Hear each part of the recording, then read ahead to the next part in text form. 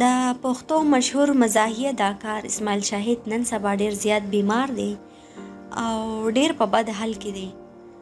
دوستانو د اسماعیل شاهد زوی طارق شاهد په فیسبوک کې ویلي چې زما والد یعنی اسماعیل شاهد ډیر سخت بیمار دی او دا په اسلام آباد یو هسپتال کې اډمیټ دی. هغه د خپل پلار د مینوالو نه دعا غوښتي چې مینوال یې دعا وکړي او الله یې والد صاحب ته روغ صحت ورکړي. دوستانو اسماعیل شاهد د شکل نه د ډیر عمر نه ښکاري خو اصل کې د هغه عمر ډیر زیات دی.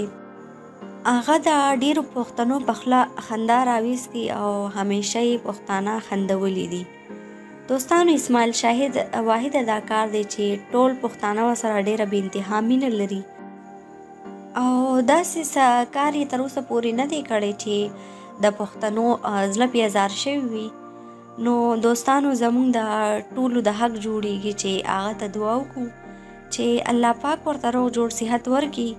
په کمنټس کې به جمع ولیکئ امین او تر د بلې ویډیو پورې اوس راکئ. ماته اجازه چرته چې اوسئ ښاد اوسئ آباد اوسئ بریالي اوسئ او موږ هم په خپلو دعاګانو کې یاد ساتئ. د لوی الله په امان.